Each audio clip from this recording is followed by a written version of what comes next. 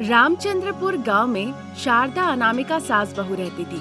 उनका परिवार अलग अलग था, इसीलिए वो दोनों ही अलग अलग आलू पराठा का ठेला शुरू करते हैं। स्वादिष्ट स्वादिष्ट आलू पराठा और साथ में है उसके सब्जी भी। जिन्हें लगी है भूख वो आए और जम के खाए, पेट भर के जाए। आइए बाबू आइए। आइए बाबू आइए, जैसा सुगंध उसे देखकर भी मन में बहुत संतुष्टि पाइए। पराठा जो आँखों के साथ साथ जुबान को भी लुभाएगा। आइए बाबू आइए। इस तरह सास बहू चिल्ला चिल्ला के आलू पराठा बेचती है और अपने व्यापार को सफल बनाने की कोशिश करने लगती है, लेकिन किसी को भी सफलता नहीं मिलती। दोनों जो राशि लगाए थे वो भी नहीं निकलते। दोनों कर्ज में डूबे होते हैं, इसीलिए बहुत चिंतित रहते हैं। वो एक दूसरे को कोसते थे पर वजह कभी जताते नहीं थे। वहीं गाड़ी के पास बाप बेटा खड़े रहते थे अपनी आंख और कान बंद करके, प्रसाद और रमेश। इस तरह दिन निकल रहे थे। एक दिन सासू माँ शारदा के घर बेटा रमेश और बहू अनामिका आती है। घर आके दोनों सासू माँ को नमन करते हैं और फिर बड़े शांति से कहती है, सासू माँ मुझे ये पराठा की गाड़ी बेचनी है।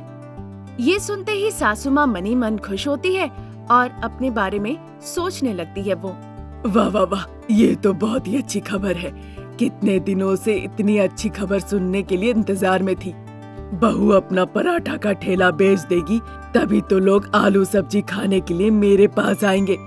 तब जाके मेरा व्यापार बहुत अच्छे से चलेगा और उधार भी चुकता हो जाएगा। इस तरह सोचकर वो मनी मन बहुत खुश होती है और बहू को देखने लगती है। गाड़ी बेचने के बाद क्या करोगी? फिर शारदा मुंह बना के कहने लगती है, क्या करेगी क्या? वो कुछ भी कर सकती है। होटल में चाय के प्याले धो सकती है, नहीं तो जंगल में जाकर जलाओ लकड़ी लाकर दुकानों में बेच सकती है, या फिर 4 घरों में जाके नौकरानी का काम कर सकती है, और नहीं तो मेरे नीचे रसोइया का काम कर लेगी। शारदा जब तक और कुछ कहने वाली थी, इस बीच में प्रसाद घुस के कहने लगते हैं, शारदा ज्यादा मत कहो, मुंह बंद रखो। ऐसा क्या कह दिया? ये तो सही है ना? सच कहती हूँ तो सबको बुरा लग जाता है। चुप रहो। ऐसी क्या दिक्कत आ गई बेटे बहू को कि रोजगार देने वाला ठेला बेचना पड़े? सुनो, घर पे पैसे नहीं है, ना ही खाने के लिए कुछ है। तुम्हारे दान दक्षिणा के लिए मेरे पास पैसे नहीं है। बहू ने पैसा मांगा क्या? नहीं ना। बेटे ने पैसा मांगा क्या? नहीं ना। फिर क्यों चिल्ला रही हो? शारदा इससे पहले कि और कुछ कहती, रमेश और अनामिका को लगा ये सही समय नहीं है, इसीलिए वो वहाँ से चले गए। शारदा और प्रसाद लड़ते रह गए। शारदा, तुम सच में पागल औरत हो। जितना चिल्लाओगे उतना गुस्सा आएगा। आगे तुम्हारी मर्जी। बहू अगर ठेला बेचती है तो हमारा ही अच्छा होगा। वो बेचेगी तभी तो सभी लोग मेरे पास आके खाना खाने लगेंगे। ये व्यापार का मामला नहीं है। बेटा और बहू व्यापार को लेके बात करने नहीं आए थे। बिना बता के वो क्यों आएंगे? और तुम तो हर जगह बस ढोलक की तरह बजती ही रहती हो। प्रसाद गुस्से से अपने बेडरूम में चले जाते हैं। क्योंकि उसने ढोल कहा था, इसीलिए शारदा को बड़ा गुस्सा आता है। अब क्योंकि पति ने कह दिया तो वो चुप हो गई। अनामिका और रमेश अपने घर लौट जाते हैं और फिर अनामिका कहती है, गांव में बस उन्हीं का पराठा का ठेला चले, इसलिए सासू माँ सरपंच जी को जाकर पैसे दे आई है। किसने कहा अनामिका? लोग बात कर रहे थे, मैंने खुद सुना है। ये सच नहीं हो सकता, ये जरूर झूठ होगा। बिना आग का धुआं नहीं निकलता। जब रमेश और अनामिका बातचीत कर ही रहे थे, तभी रमेश का फोन बजता है। वो एक अननोन नंबर था। रमेश फोन उठाता है। दूसरी तरफ से सरपंच जी बोल रहे थे। हाँ रमेश, मैं सरपंच जी बोल रहा हूँ। हेलो सरपंच जी, कहिए। कुछ नहीं, कल एक बार मेरे घर आना, मुझे तुमसे कुछ बात करनी है। अपनी पत्नी को भी साथ ले आना। ठीक है बाबू, कल मैं और अनामिका आपके घर सुबह आएंगे। ऐसा कह के रमेश फोन रख देता है। अगले दिन अनामिका और रमेश दोनों पंचायत जी के घर सुबह सुबह जाते हैं। वो अनामिका और रमेश को चेयर देते हैं और कहते हैं उस पे बैठने के लिए। देखो अनामिका, पराठा का गाड़ी गांव में लगाने के लिए तुम्हारी सासू माँ ने हमें पैसे दिए थे, इसीलिए हमने उन्हें पैसे दिए। 6 महीने हो गए हैं तुम्हारा ठेला गांव में खोले हुए। पंचायत होने के नाते कह रहा हूँ, तुम्हें भी ऐसा ही करना चाहिए। ठीक है पंचायत जी, मेरे सासू माँ ने तो पैसे दिए, पर अगर मैंने नहीं दिया तो क्या मैं जी नहीं सकती, व्यापार नहीं कर सकती? मेरे साथ बहस मत करो, अब तुम लोग जा सकते हो। उनके ऐसे कहने पर रमेश और अनामिका वहाँ से अपने घर की तरफ निकल जाते हैं। उधर शारदा मजे से आलू सब्जी और पराठा का ठेला चलाती है और बहुत वहाँ ग्राहक भी आते हैं। अब उसकी बहू उसकी प्रतिद्वंदी नहीं रही, इस बात से शारदा बहुत खुश थी। एक दिन अनामिका अपने गांव से मायके जाने के दौरान आउटर रिंग रोड में बस से उतरती है। वहाँ पे बहुत सारे लोग भी बस से नीचे उतरते हैं, पर वहाँ पे किसी भी तरह का कोई भी ठेला गाड़ी नहीं था। तभी अनामिका के दिमाग में एक तरकीब आती है। देर किए बिना वो उस परिकल्पना को अपने पति रमेश को बताती है। रमेश भी मंजूरी दे देता है। अगले दिन से ही आउटर रिंग रोड में जाके अनामिका आलू सब्जी और पराठा का ठेला लगाती है। जैसे ही लोगों को पता चला वहाँ पे एक ठेला लगा है, वहाँ पे लोग भीड़ लगा दिए। निवेश का दुगना मुनाफा अनामिका को हो गया। उसके साथ साथ पानी का बोतल का स्टॉल, कोल्ड ड्रिंक का स्टॉल, ये सब भी लोग लगाने लगे। अनामिका की बहुत अच्छी कमाई होती है, जिससे वो अपना एक होटल भी खोल लेती। वो नया घर बना लेते हैं और खुशी खुशी रहने लगते हैं। उसी गांव में शारदा अपने ठेले में बैठकर बस मक्खियाँ मारा करती थी और दुखी होती थी।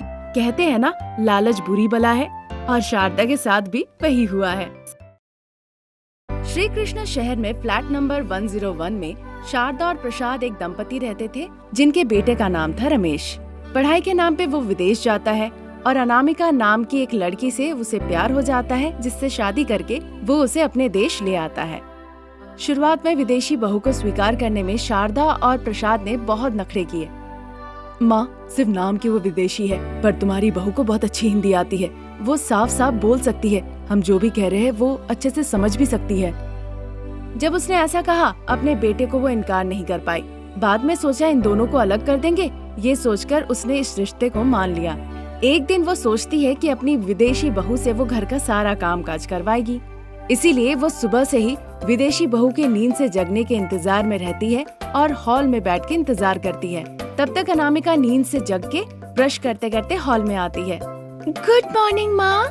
तुम्हें भी गुड मॉर्निंग बहू। ब्रश करते करते हॉल में मत आओ, बाथरूम में जाके करो। अगर नहीं तो बालकनी में वॉश बेसिन है, वहाँ पे जाके करो। ठीक है ना बहू? ठीक है सासू माँ, कल से मैं वहीं पे करूँगी। आज का दिन बहुत अच्छा है। पंडित जी ने तुमसे कहा है काम करवाने। मेरे जाने के बाद तुम्ही को तो इस घर को देखना होगा ना बहू रानी। वो तो ठीक है माँ जी, पर आपने कहा कि आप चली जाएंगी। कहाँ जाएंगी आप? अरे पगली, जाने का मतलब ऊपर जाना। फिर आप कब जाएंगी सासू माँ, आज या कल? इस तरह से विदेशी बहू पूछ लेगी, शारदा ने बिल्कुल नहीं सोचा था। अब जब उसने पूछ लिया तो शारदा ये बात सुन के आश्चर्य हो जाती है। उसे कुछ समझ में नहीं आ रहा था। वो बहू को देखी जा रही थी और सोच रही थी क्या ये उसका मासूमियत है या फिर ओवर स्मार्टनेस। शारदा कुछ समझ नहीं पा रही थी। बताइए सासू माँ, कब आप जाएंगी?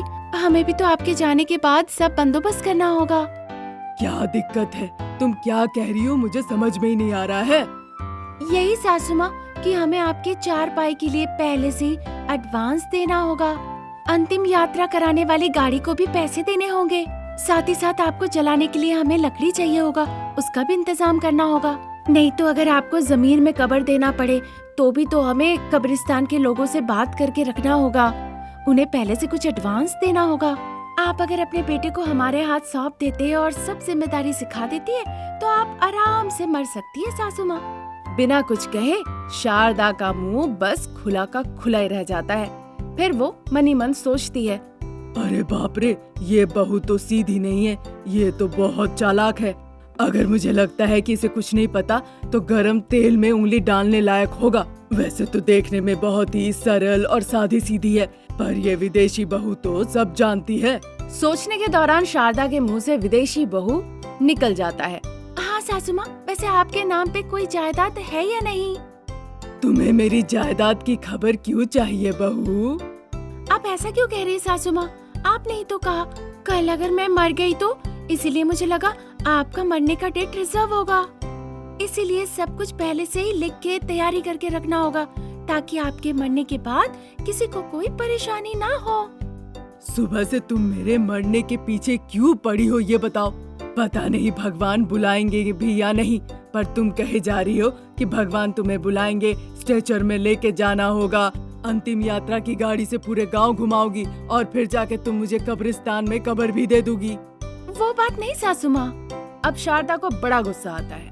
और ज्यादा एक शब्द नहीं। शारदा ऐसा कहते ही अनामिका जाके उनका मुंह बंद कर देती है। शारदा बड़ी बड़ी आंखें करके बहू को देखने लगती है और फिर अपने हाथों से उसे जोर से धकेल देती है। अरे ये क्या तुम मुझे मारना चाहती हो? अरे सासू माँ, आपने कहा मुंह बंद करो। मुझे लगा आपके हाथ काम नहीं कर रहे, इसलिए मैंने जाके आपका मुंह बंद कर दिया। बेवकूफ लड़की, मैंने कहा अपना मुंह बंद करो, मेरा मुंह बंद करने के लिए तुम्हें नहीं कहा था। सॉरी सासू माँ, वैसे भी अब आप मरने ही वाली है, मुझे सारा काम सिखा दीजिए।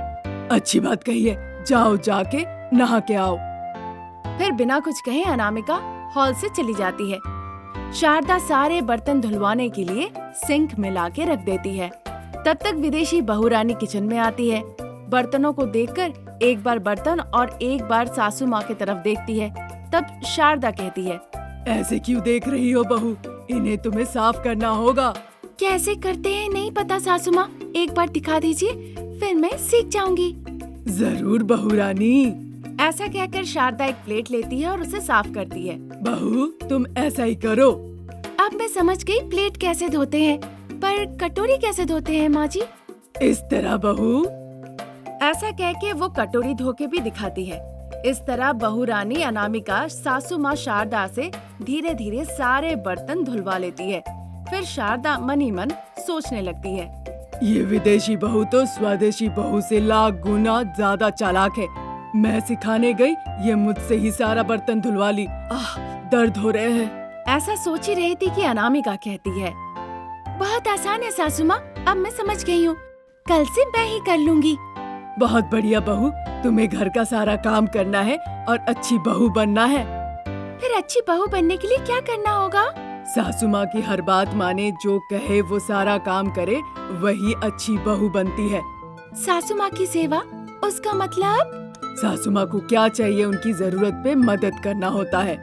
ओफो, मतलब अगर आपका सर दर्द हुआ तो झंडू बाम लगा देना होगा, यही तो? सिर्फ उतना ही नहीं बहू, पैर दबाने होंगे, हाथ दबाने होंगे, गला भी दबाना होगा माँ जी।